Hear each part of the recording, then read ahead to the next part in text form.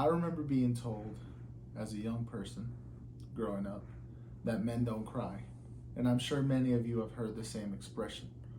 Well, that expression is what many men in America and all over the world hear from their little to the day they die.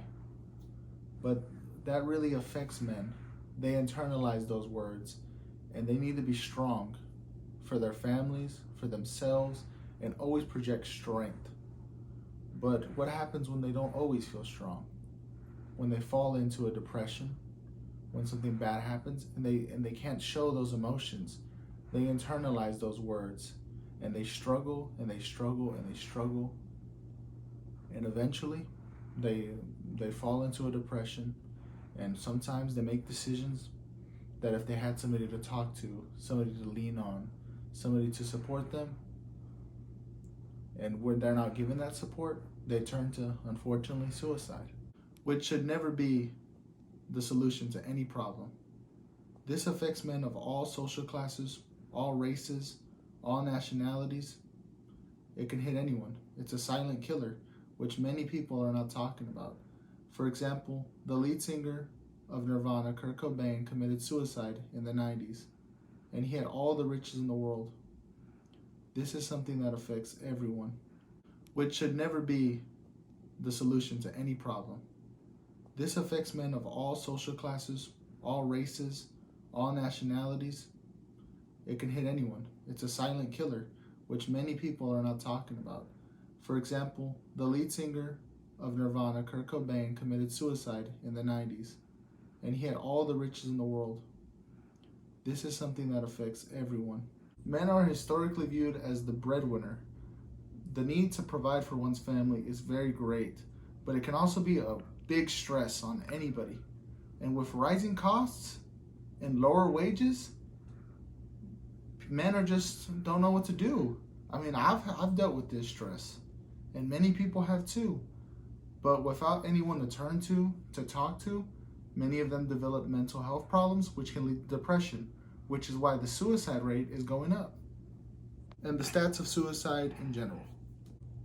In 2018, it is shown that men are 3.56 times more likely to commit suicide than women. This shows that this is a very serious issue with men, that it should not be taken lightly and we should get over the stigma of this just being a girl thing or this just being a woman thing, that women are weak, that men are strong. No, this is something that we need to take seriously as men and women, so our men know that they can turn to people and that they don't have to do this. They don't have to do a horrible thing that will trickle down in society. As you can see by this stat, many men commit suicide, more than women. It's a consistent trend, but the media has not reflected this. This is a silent killer among men that we have to recognize so we can address this problem and get this problem solved. Now we know that men are at risk of suicide, and we will talk about the groups that are at risk to commit suicide. White middle-aged males are more at risk to commit suicide. For example, in 2018, 69% of white males committed suicide. Now we will talk about the ways people are committing suicide.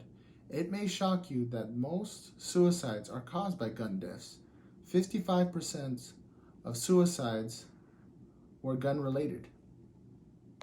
White men tend to commit suicide, and white men tend to own guns because many are Republican, which if you're feeling suicidal and there's a gun in the home, most people feel it is a quick and easy way to commit suicide.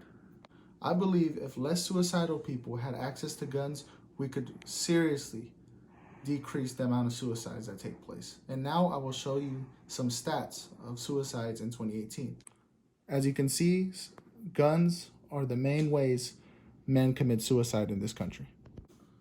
If we all take this seriously and come together, we can stop this. We can stop this stigma of men having suicidal thoughts, of having mental problems. We can stop this. We can all come together as a community, as a nation, as anyone in the world, and stop this horrible problem we have of suicidal men. And I implore anyone who is having suicidal thoughts or even considering actions to talk to anyone, to talk to professionals, to talk to anyone they can. And I will put in this link of the description of this video the number for the suicide prevention hotline. Thank you for listening.